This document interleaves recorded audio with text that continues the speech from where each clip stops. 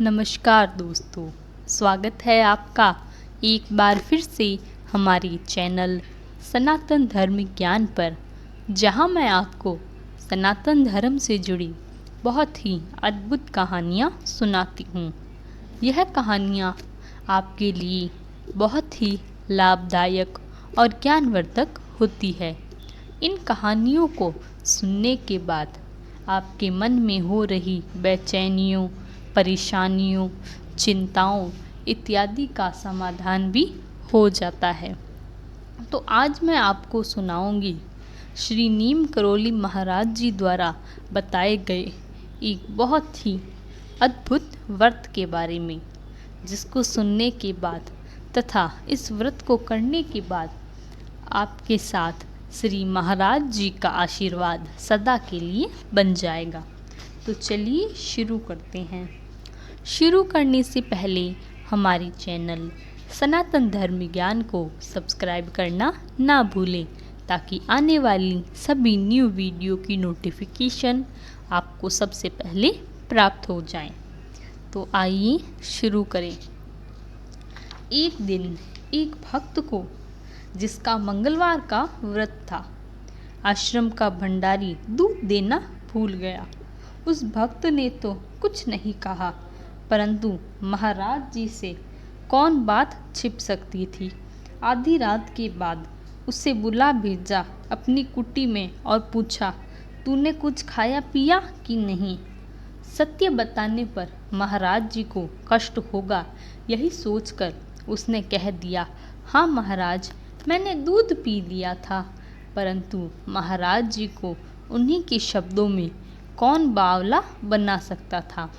उसी वक्त भंडारी को भी नींद से जगाकर बाबा जी ने बुला भेजा और उसको खूब डांटा। इस पर उसने स्वीकार कर लिया कि वह दूध खीर देना भूल गया था।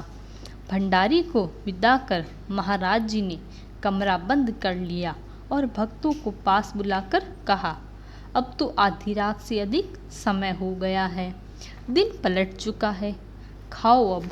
और ऐसा कहते कहते कंबल के नीचे अपनी धोती से गर्मा गर्म 5 परांठे और 2 सब्जियां निकालकर उसे देते हुए कहा, यह राम का प्रसाद है, खा लो।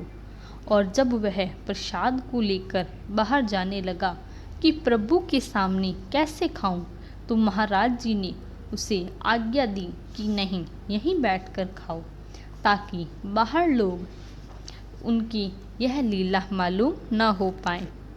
खाना पूरा होते होते महाराज जी ने उसके लिए उसी प्रकार मंगलवार को मीठा प्रसाद खीर भी उपलब्ध करवा दी और फिर उसे पूर्ण हो जाने पर अपने ही पात्र से पानी भी पिला दिया।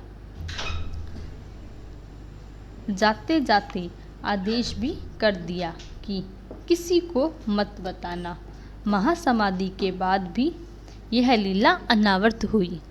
तो इस प्रकार हमारी आज की कहानी समाप्त हुई, जिसमें श्री नीम करोली महाराज जी ने मंगलवार व्रत के बारे में बताया, जो कि उनके भक्ति द्वारा हनुमान जी को प्रसन्न करने हेतु किया जाता है। यह व्रत करने से महाराज जी भी आपको साथ जरूर देंगे तथा आपके जीवन में सफलताओं के मार्ग खोल देंगे। तो ऐसी ही कहानियों के लिए हमारे चैनल सनातन धर्म ज्ञान को सब्सक्राइब करना ना भूलें। तब तक के लिए धन्यवाद। आपका दिन मंगलमय हो। जय गुरुदेव।